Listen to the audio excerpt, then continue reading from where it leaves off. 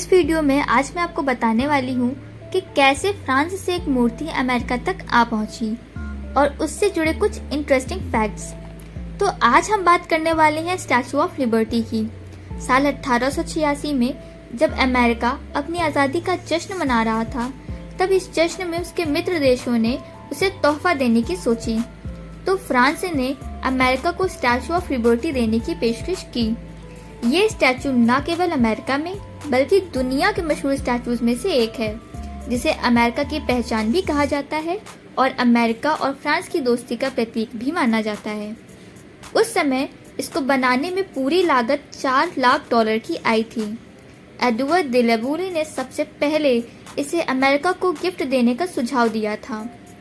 आधिकारिक रूप से इसका निर्माण 1875 में चालू कर दिया गया था और सन 1884 तक यह मूर्ति फ्रांस में बनकर तैयार हो भी गई थी। 17 जून 1885 को इसके 350 टुकड़े करके फ्रांस से अमेरिका भेजे गए और 1886 में उसका निर्माण अमेरिका में पूरा किया गया। इस स्टैचू के डिजाइनर फ्रेडरिक ऑगस्टे बर्थोल्डी थे और इसकी अंदर की डिजाइन करने वाले गुस्ताव आइफेल थे, जिन्होंने आइफेल टावर को भी डिजाइन किया था। स्टैचू ऑफ लिबर्टी की ऊंचाई 22 मंजिला इमारत के बराबर है। धरती से लेकर मशाल की नोक तक की इसकी ऊंचाई 305 फीट 6 इंच है और इस मूर्ति की एड़ी से मशाल तक की ऊंचाई 151 फीट 6 इंच है। इस मूर्ति का कुल वजन 2,04,116 किलो है। इसके इतने वजन का कारण ये है कि स्टैचू ऑफ लिबर्टी की बाहरी परत शुद्ध तांबे से बनी है, इसीलिए इस स्टैचू का मूल रंग भी भूरे रंग का था। लेकिन समय के साथ साथ और बदलते मौसम के कारण बाहरी परत ने कॉपर कार्बोनेट बनना शुरू कर दिया, जिसे पटीना कहा जाता है, जिसकी वजह से इसका रंग अब हरा हो गया है। 1876 में इस मूर्ति की मशाल सबसे पहले बनकर तैयार हुई थी। इसके ऊपर ताज तक पहुंचने के लिए लोगों को 354 सीढ़ियां चढ़नी पड़ती हैं, जिसे चढ़ने में 15 से 20 मिनट का समय लगता है। स्टैचू ऑफ लिबर्टी का पूरा नाम लिबर्टी एनलाइटनिंग द वर्ल्ड है। 1916 में विश्व युद्ध के दौरान अमेरिका में जर्मन सैनिकों द्वारा किए गए विस्फोट के कारण ये मशाल क्षतिग्रस्त हो गई थी। बाद में इसकी मरम्मत कराने में $1 लाख का खर्चा आया था। तभी से मशाल तक जाने वाली सीढ़ियों को आम लोगों के लिए बंद कर दिया गया है।